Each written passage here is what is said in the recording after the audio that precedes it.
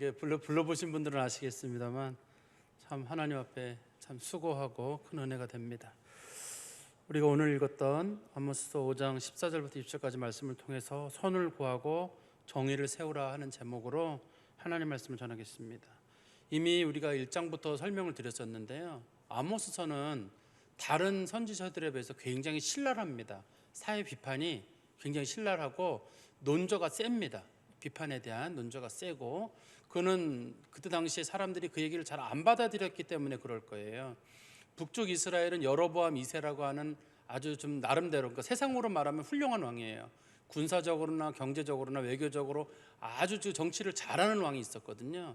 단 하나님에게서만 멀어진 왕이 있었는데, 여러 면에 자기네들이 잘 먹고 잘 살고 있다 보니까 이 사람들이 하나님 앞에 회개한다는 말에 대해서 전혀 못 느끼고 있었을 겁니다.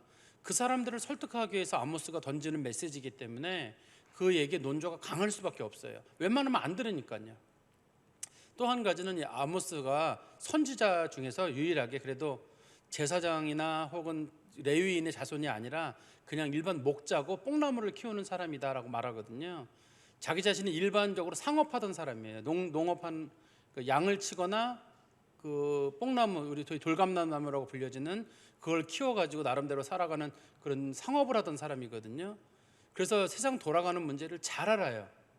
일반 선지자들이나 요즘으로 말하면 우리 목회자들 같이 현실을 잘 모르는 분들보다 직장 생활이나 일반 사업을 하면서 세상 돌아가는 문제를 치열하게 부딪혀 본 사람이기 때문에 그가 사용하는 용어들이나 사회 비판적인 요소들이 아주 세밀해요.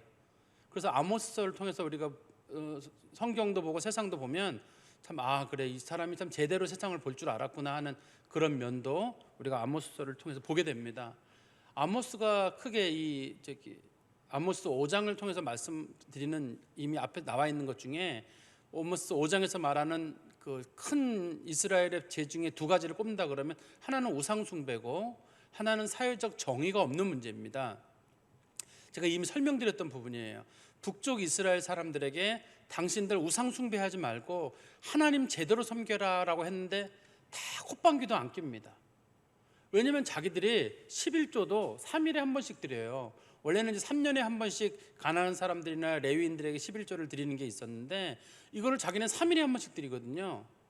3일에 한 번씩 드리는데 왜 내가 신앙생활을 못하냐는 거예요. 그 다음에 매일 제사를 드리는데 이 제사의 수준이 어느 정도냐면, 마치 1년에 한 번씩 6월절에 드리는 제사 수준에 아주 상당히 수준 높고 좋은 재물을 가지고 하나님 앞에 드리거든요.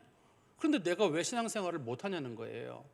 또 하나님께서 원하시는 예배의 장소는 예루살렘이잖아요. 자기네는 베델에서도 예배드리고 길갈에서도 예배드리고 브엘세바에서도 예배드리니까 예배 장소 많으면 많을수록 좋지, 굳이 한 곳 예루살렘에서 드릴 필요가 뭐 있느냐. 그러니까 이 사람네들이 아무리 아모스서가 그들을 향해서 예언을 해도 그 사람들이 그 얘기를 들을 마음의 준비가 안 돼 있습니다. 이게 소위 영적인 자기 만족 상태에 빠져 있어 생긴 일이에요. 요즘도 마찬가지일 겁니다. 우리가 누군가에게 여러분 회개합시다라고 할 때, 회개해야지, 한국교회가 썩었어, 누구는 문제야, 그렇지만 그걸 자기 문제로 삼는 사람은 많지 않을 거예요. 그래, 내가 정말 하나님 앞에 봤을 때 이렇게 신앙생활하는 건 아니지. 내가 사람의 법이 아니라 성령의 법을 따라 살아야 되는데, 내가 성령의 법이 아니라 그냥 자기 좋은 대로 자기 소견에 오른 대로 사는 건 아닐까?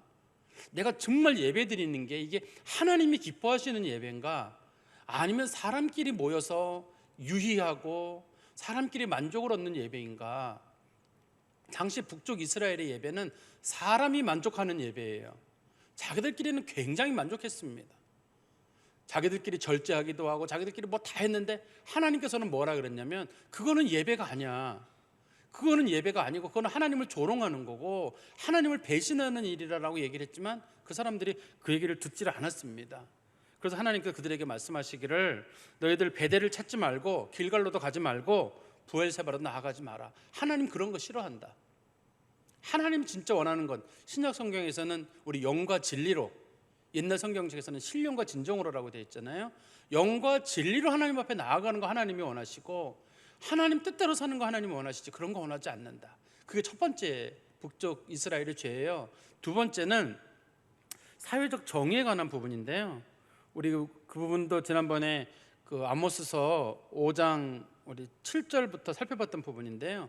당시에는 정의와 공의라고 하는 것들이 그 사회에서 없어졌습니다. 사람들이 정의나 공의에 대한 말을 많이 꺼냈지만 자기에게 좋으면 정의예요. 다른 사람들에게 적용할 때는 정의라는 걸 적용하지 않았습니다. 정의라는 이름으로 수많은 사람들을 죽였어요. 공의라는 이름으로 사람들을 힘들게 했거든요. 성경에서는 뭐라고 말하냐면 힘없는 자들을 밟았고 세금을 무겁게 매기고, 정상적으로 매기는 것보다 무겁게 매기고, 자기는 좋은 집에 살고, 그러면서 남들에게 말하기를 좋은 집에 살지 맙시다, 우리 다 똑같이 지냅시다, 이런 식으로 얘기를 했어요. 자기는 좋은 집에 살았습니다. 그리고 자기를 위해서는 포도원을 좋은 걸 가꾸었고, 그리고 아무런 잘못 없는 의인들을 데려다가 학대하고, 그 사람들이 나가려고 한다 그러면 그 사람들에게 속전을 받아가지고 보석금이죠. 보석금을 받고 그 사람들을 내보내고, 재판이라고 하는 것 자체가 그냥 하나마나예요. 심지어는 악한 사람들이 좋은 사람으로 둔갑하는 일들이 많이 있었거든요. 하나님께서는 이 문제에 대해서 뭐라고 말씀하셨냐면 너희들이 행한 대로 그대로 받을 것이다. 너희들이 좋은 집에 살고 포도원을 만들었는데 그거 다른 사람이 다 가져갈 것이다. 너희들은 지금 너희들이 재판을 속이고 사회를 불의하게 만들어가서 세상 살기 힘들게 만들었는데 나중에 너희들이 가난한 사람들이 얼마나 힘들었는지 너희들이 그대로 보게 될 것이다. 어떻게 보냐면 포로로 끌려가거든요. 포로로 끌려가가지고 자손 대대로 돌아오지 못합니다. 이 사람네들이 자기는 자기 시대에만 한 번 죄를 저지른 거였는데 그게 북쪽 이스라엘의 죄가 되어서 북쪽 이스라엘의 후손들은 이 부모의 잘못에 동참한 사람들이 아니잖아요. 그렇지만 그 부모들의 죄로 인해서 자손들이 대대로 살지 못하는 거예요. 우리가 신앙생활 제대로 합시다, 똑바로 삽시다라고 말하고 하는 건 단지 우리 시대만의 문제가 아니에요. 우리가 신앙생활을 제대로 하면 우리 자손 대대로가 신앙생활의 복을 누리게 되고, 우리가 제대로 살지 못하면 이 시대를 우리가 말아먹어버리게 되면요, 다음 세대가 어려워져요.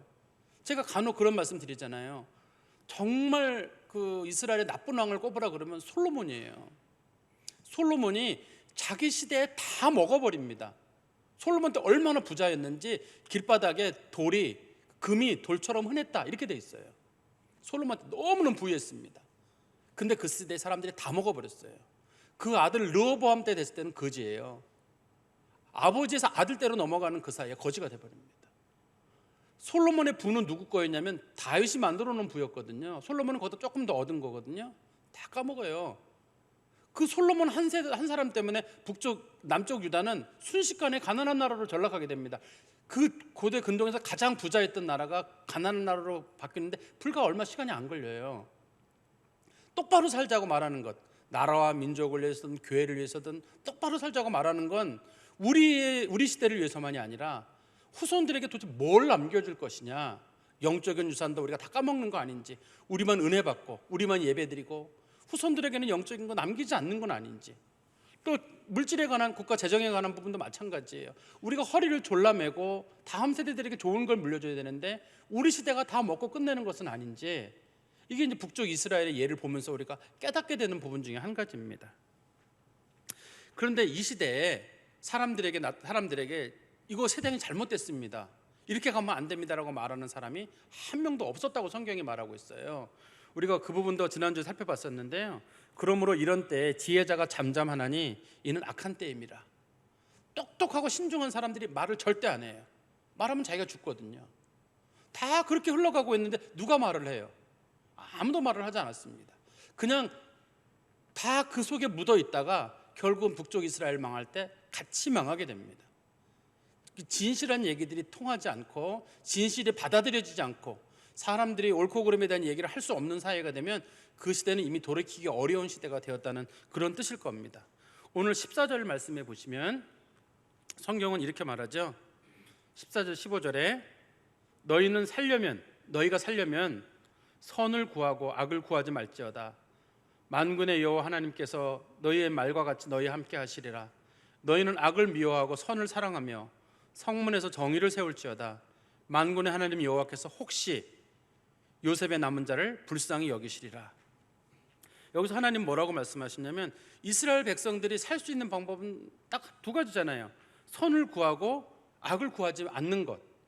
그걸로 세 가지로 나누는 것은 15절에 나옵니다. 악을 미워하고 선을 사랑하고 성문에서 정의를 세우는 것. 성문에서 정의란 말은 재판을 공정하게 한다는 뜻이거든요.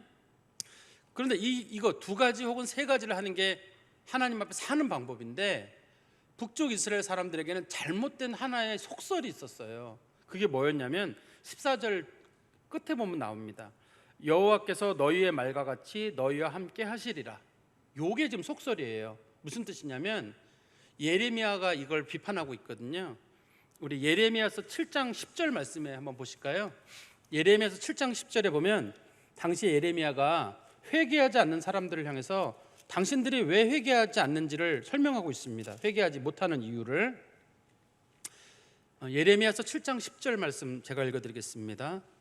내 이름으로 일컬음을 받는 이 집에 들어와서 내 앞에 서서 말하기를 우리가 구원을 얻었나이다 하느냐, 이는 이 모든 가증한 일을 행하려 함이로다. 당시의 사람들이 구원에 확신이 있었어요. 북쪽 이스라엘 있는 사람들이 우리는 무슨 죄를 저질러도 구원받는다, 이 생각을 가지고 있었어요. 하나님은 항상 우리와 함께 하신다. 이게 이 사람들을 죽게 만든 거예요. 이 똑같은 말씀이 어디 나오냐면 우리 미가서 3장 11절에도 이 비슷한 말씀이 있는데요. 미가서 3장 11절 제가 읽어드리겠습니다. 그들의 우두머리들은 뇌물을 위하여 재판하며 그들의 제사장은 싹스를 위하여 교훈하며 그들의 선지자는 돈을 위하여 점을 치면서도 여호와를 의뢰하여 이르기를 여호와께서 우리 중에 계시지 아니하냐, 재앙이 우리에게 임하지 아니하리라 하는도다. 즉 다시 한번 읽어드리면 우두머리들은, 나라의 지도자들은 전부 뇌물을 원했습니다. 그리고 제사장들은 진실을 말하는 게 아니라 돈에 유익이 되는 거, 자기에게 돈 유익이 되는 거, 그거 교훈했고, 선지자들은 사람들에게 미래에 대한 얘기를 해줘야 되는데 돈 받으려고 가능하면 긍정적인 얘기, 좋은 얘기, 사람들 귀에 간지러운 얘기들, 그것만 해준 거예요. 그러면서 하는 말이 여호와를 의뢰하여 이르기를 여호와께서 우리 중에 계시지 아니하냐, 재앙이 우리에게 임하지 아니하리라, 이 얘기를 한 거예요. 하나님 항상 너희와 함께한다. 너희들 무슨 죄를 저질러도 절대 망하지 않는다. 이게 당시 속설이에요. 이 사람들에게 남아 있어가지고 사람들이 악을 범하면서도 하나님 앞에 회개할 마음이 없습니다. 구원의 확신이 있는 거잖아요. 하나님 날 사랑하시는데, 내가 무슨 죄를 범해도 하나님은 다 용서하시는데, 그래, 내가 부끄러워하지 말자. 어차피 하나님 다 용서하셨는데, 없는 일처럼 여겨주신다는데 내가 그것 때문에 왜 이렇게 해야 되는가? 하나님 우리 함께 하신다는데, 이런 마음을 가지고 있었어요. 근데 성경에서 말하기를 너희들이 정말 살려면 악을 버리고 선을 행하고 또 성문 앞에서 정의를 제대로 행하면, 그러면 하나님이 너희와 함께 하시지만 그런 걸 하지 않으면서 어떻게 하나님이 너희와 함께 한다는 생각을 할 수 있느냐. 그럴 때는 어떤 마음이 들어야 되냐면, 야, 이거 하나님 앞에 내가 벌 받겠다, 이래야 정상인 거예요. 보통의 양심적인 인간이라 그러면 하나님 앞에 제대로 못 살면, 야, 이러다 내가 하나님 앞에 큰 벌 받겠다, 하나님이 나 가만두시지 않겠다, 내가 하나님 앞에 이거 갖다가 큰 심판을 받겠다, 이게 정상적인 양심입니다. 그런데 이게 소위 사람들에게 마약처럼 이게 작용을 하게 되면은, 어차피 뭐 구원받았는데, 예수님 다 용서하셨는데, 이스라엘 백성들은 어떤 거냐면, 내가 아브라함의 자손인데, 다윗의 후손인데, 그래도 우리에게는 할례가 있는데, 내가 주의 율법을 지키는데, 내가 선민인데 설마 하나님이 우리 버리겠느냐. 거짓 선지자들의 말에 사람들이 부화내동해가지고 전체가 움직인 거예요. 그러니 회개를 하겠어요? 물론 신약 시대에는 이거랑은 좀 다르죠. 신약 시대에는, 구약 시대에는 하나님의 영이 떠나시잖아요. 하나님의 영이 떠나시는데, 신약 시대에는 물론 하나님의 영이 떠나지는 않아요. 하나님의 영이 떠나지는 않습니다. 떠나지는 않습니다만, 그래도 하나님은 어떻게 말씀하시냐면, 하나님의 영을 너희들이 근심하게 하지 마라. 구약 시대에는 우리 에스겔서 11장에 보면 하나님의 영이 결국 못 견디고 떠나요. 여러분 그 에스겔서 10장 11장에 보시면 하나님의 영이 뭐라고 그랬으면, 내가 더러워서 못 있겠다, 이 더러운 곳에서는 내가 못 있겠다 해서 에스겔이 하나님의 영이 성전을 떠나는 걸 봅니다, 환상 중에. 그리고 나중에 하나님께서 내가 뭘 바라느냐, 그리고 다시 돌아와요. 에스겔 43장에서 보면 하나님의 영이 떠나는 장면이 언급되고, 하나님의 영이 떠났는데도 사람들은 생각하기를 하나님은 안 떠나, 이렇게 생각했다는 거예요, 구약시대에. 그런데 신약시대에는 하나님의 영은 떠나지 않잖아요. 우리 안에 성령으로 거하시는데, 그 성령으로 거하시는 하나님을 근심하게 하거나 그걸 또 악용해 먹으면 안 돼요.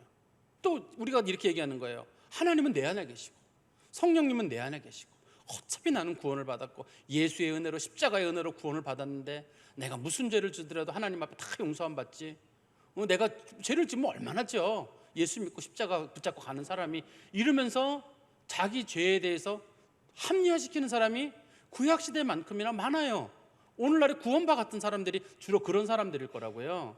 죄를 저지른 다음에도 부끄러워하지 않도록, 야, 너 구원 받았어, 다 사함 받았어, 걱정하지 마, 그런 얘기들을 사람들이 서슴지 않고 해주고 있거든요. 그러나 우리 히브리서 6장 4절에서 6절에 보면 그런 말씀이 있어요. 히브리서 6장 4절에서 6절에 보면, 한번 빛을 받고 하늘의 은사를 맛본 사람들이 하고 타락한 사람들은 다시 새롭게 될 수 없나니 이는 하나님의 아들을 다시 십자가에 못 박는 죄를 범하는 것이다. 은혜 받은 사람이 죄를 저지르고 자꾸 잘못된 길로 가는 건 하나님의 아들을 다시 십자가에 못 박는 일이에요. 그러니까 이거는 직분, 나이에 불문하고 구약시대보다 신약시대의 법은 더 엄격합니다. 구원은 예수의 은혜로 쉽게 받았습니다만 그리스도인의 삶과 거룩함은 구약시대보다 훨씬 어려워요. 구약은 흉내만 내면 돼요. 그러나 신약의 법은 그리스도의 말씀대로 영으로 살아야 되기 때문에 내가 절대 예수 욕먹이면 안 되고, 내가 절대 거룩함에서 벗어나면 안 되고. 그래서 신약 성도와 구약 성도를 비교한다면 신약 성도들이 훨씬 거룩해요. 거룩함의 영이 우리 안에 계시기 때문이에요. 그런데 우리는 거룩하게 살라 그러면 율법으로 보여요. 은혜 받았는데, 구원의 백성이 됐는데 왜 자꾸 저런 거를 얘기하는가, 얘기하는 거예요, 사람들이요. 그러면서 아모스가 얘기하기를 15절에 이렇게 말합니다. 너희는 악을 미워하고 선을 사랑하며 성문에서 정의를 세울지어다.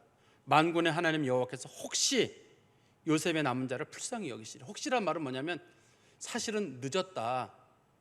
너희들 회개해도 돌이키기에는 늦었다.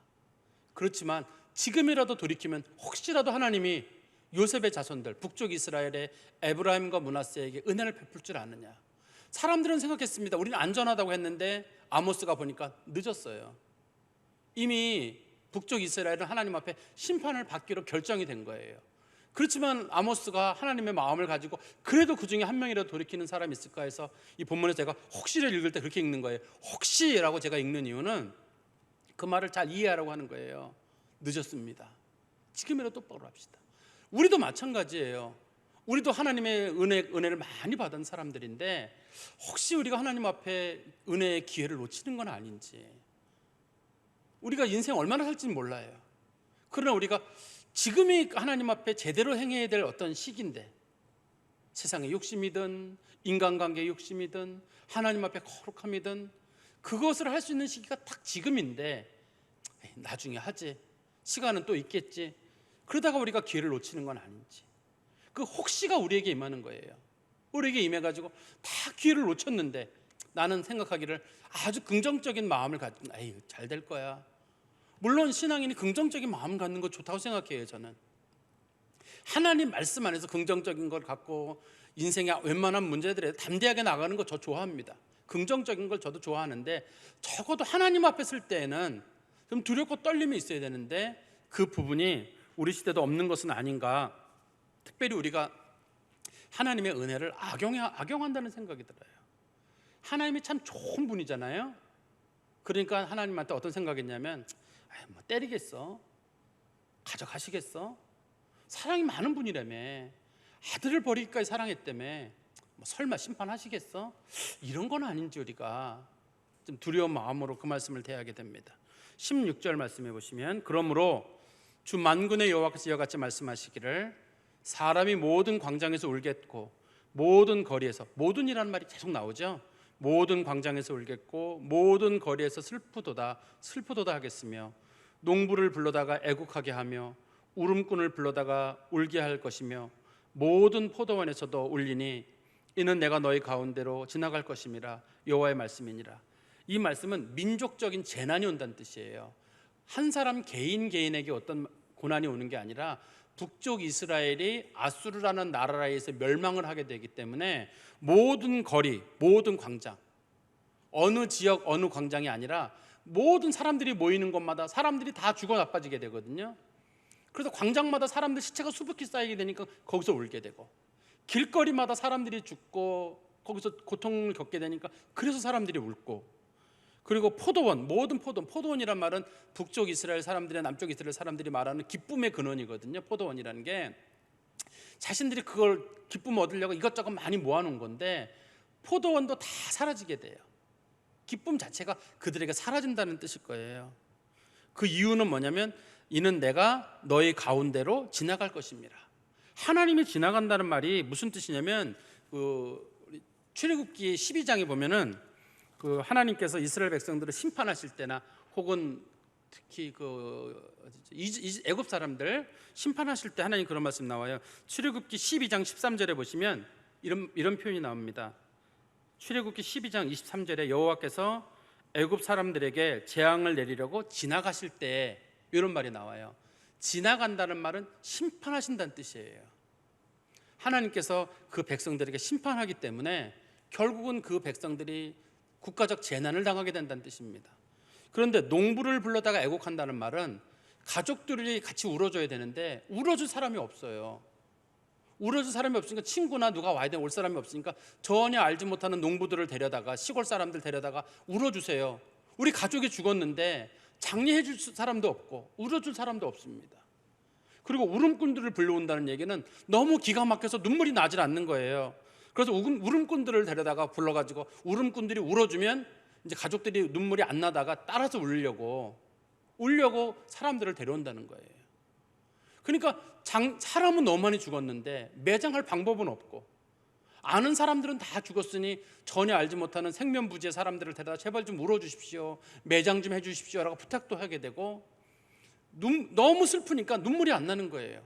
가족들이 전부 다 죽게 됐을 때 울음꾼들, 당시 이스라엘에는 울음을 돋구는 사람들이 있거든요. 그 사람들 데려다가 대신 울어달라고, 그래서 우리가 같이 울겠다라고 하는 거예요. 이거는 민족적 재난에 관한 큰 문제를 좀 설명하고 있는 겁니다. 하나님께서 보실 때 그 백성들이 좀 하나님 보시는 정도의 선을 넘었다라고 보시기 때문인 것 같습니다. 그리고 우리 마지막 18절부터 20절까지 말씀해 보시면 화 있을진저 여호와의 날을 사모하는 자요. 원래 성경에서 여호와의 날이란 말은 하나님께서 이스라엘 백성들의 원수를 갚는 날이에요. 그걸 성경에서 여호와의 날이라고 합니다.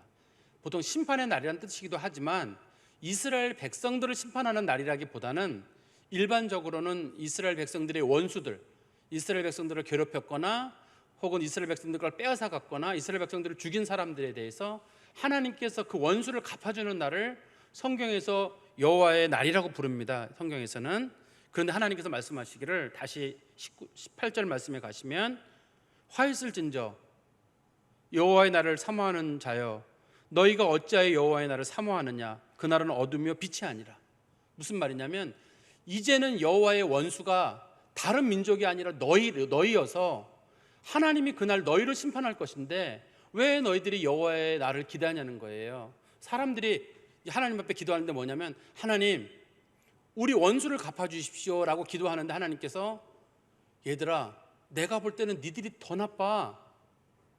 너희들은 자꾸 이방 사람들, 에돔 사람들이나 모압 사람들이나 암몬 사람들을 나쁘다고 말하는데 민족적인 너희가 더 나빠. 너희가 너희 백성 괴롭히고 너희가 하나님 앞에 죄 저지르고 너희가 잘못 없는 사람 뒤 뒤집어 씌우고 때리고 폭행하고 세금 거두고 니들이 더 나빠. 여호와의 심판의 날이 이방에게 임할 것이 아니라 너희들에게 임할 것이야. 여호와의 날 기다리지 마. 기다리면 너희가 죽어. 그렇게 성경이 지금 말씀하고 있는 겁니다. 이게 그날은 어두우며 빛이 아니라 무슨 그 뜻이에요. 원래 이스라엘 백성들에게는 여호와의 날이 빛이고 이방에는 이게 어둠이어야 되는데 향후 너희에게 올 여호와의 날은 어둠이고 빛이 아니다. 결국 너희들에게 임할 것이라는 뜻이겠죠.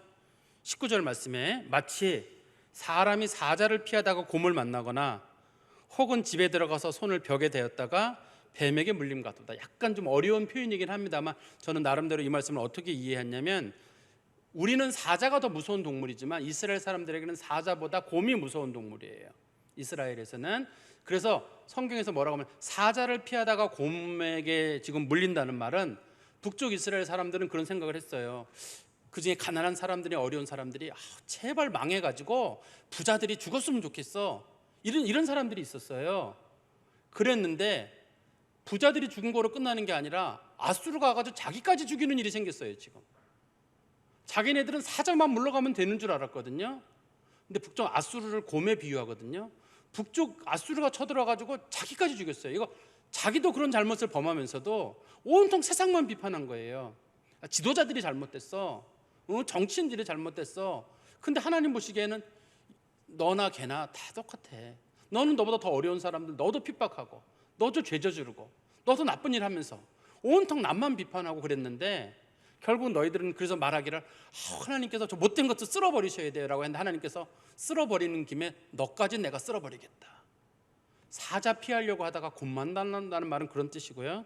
두 번째는 혹은 집에 들어가서 손에 벽을 대었다가, 손에 벽을 댄다는 말은 사람이 집에 가서 들어가자마자 쉬려고 집에 쓱 들어간 거예요.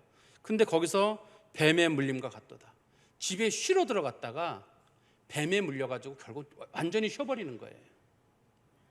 자기는 생각하기를 그래, 지도자들 다 망하고 우리나라가 새롭게 되면 그래 좀 편안해지겠지 했는데, 보니까 나중에 보니까 편안해지는 게 아니라 숨을 거둬가지고 완전히 편안해진 상황이 된 거예요.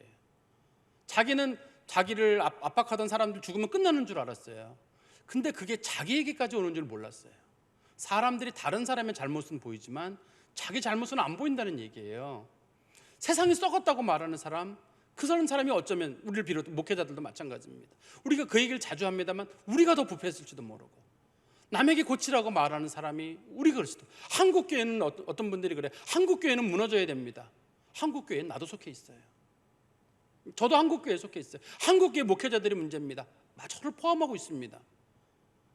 가능하면 한국교회가 살아남아야 되고, 한국이 살아남아야 되고, 성도들이 살아남아야 되는데, 사람들은 자기를 제외한 다른 제3자화 시켜가지고 한국교회는 썩었습니다, 나라가 망해야 됩니다, 이런 말을 하다가 한 번에 그냥 다 일망타진되는 수가 있어요. 싹 그냥 쓸어가 버려가지고 하나님 앞에 살아남지 못하는 일이 있다는 겁니다. 20절 말씀에 여호와의 날은 빛없는 어둠이 아니며 어둠이 아니며 빛남 없는 캄캄함이 아니냐. 너희들 여호와의 날이 뭔지 알지 않느냐. 그날 됐을 때는 진짜 아무것도 없고 캄캄한 그런 날이 올 것이다. 당시 사람들은 주로 관리들이나 지도자들을 비판했는데, 나중에 보니까 똑같은 죄를 저질러가지고 결국 아수르 사람들이 와서 이스라엘 백성들이 멸망을 당한다는 그런 얘기일 겁니다. 좀 말씀의 결론을 맺으면, 하나님께서는 우리들에게 오늘 주시는 말씀이 간단해요. 선을 구하고 악을 구하지 마라. 하나님 섬기려고 한다 그러면 제발 말씀대로 섬겨라는 거예요. 제발 하나님 말씀, 사람들이 뭐라고 말하든 시대가 요구하는 게 뭐든 떠나서 제발 하나님, 선을 구한다는 말은 착한 일을 한다는 뜻만 아니에요. 하나님 제대로 섬기는 게 가장 큰 선이거든요. 하나님 제발 제대로 섬겨라. 그리고 하나님 싫어하는 거 제발 하지 마라. 이게 첫 번째고, 두 번째는 다른 사람들에게 절대 나쁜 짓을 하거나 해코지하지 마라. 너 그대로 당한다. 성경이 가르치는 가르침입니다. 그리고 하나님께서 함께 하신다는 말로 우리들의 양심의 가책을 무마시키지 마세요. 우리가 그런 게 있잖아요. 나 구원받았습니다, 하나님의 자녀입니다, 예수님의 은혜로 십자가로 다 좋아요. 그런데 그게 우리의 양심을 괴롭혀야 되잖아요. 영혼이 날카로워지고 성령이 우리를 예민하게 만들어가지고, 성령이 예민하게 만드는 사람들은 양심이 날카로워지거든요. 욕심 못 부려요. 화 못 내고 못 싸웁니다. 성령이 가만두질 않아요. 야, 너 그 상태로 잠들어? 안 되지. 꼭 회개하고 잠들어라. 미안하다 그래라. 잘못한 거 고쳐라. 성령은 자꾸 우리를 그러거든요. 근데 우리는 그걸 무마시켜요. 그만하세요. 난 천국 백성입니다, 예수 믿는 사람입니다, 죄사함을 받은 사람입니다, 그만하세요. 어차피 난 예수 믿고 천국 가는데 뭐 하나님 나 사랑하신다는데 자기가 저지른 죄에 대해서 양심의 가책을 무너뜨리는 거예요.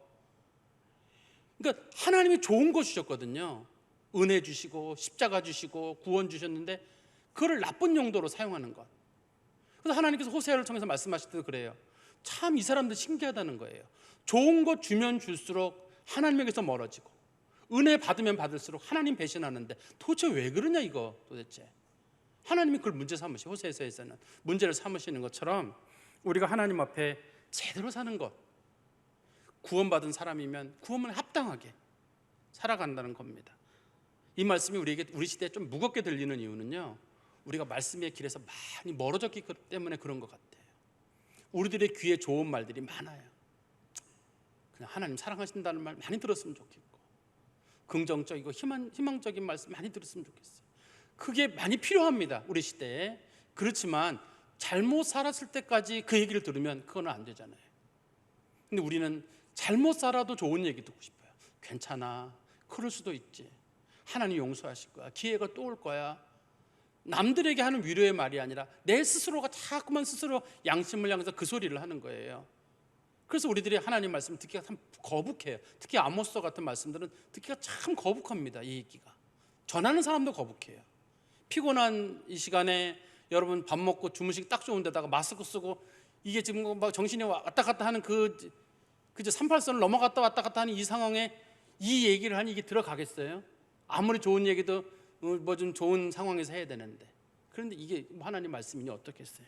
맨 마지막에 제발 다른 사람 탓하지 마라.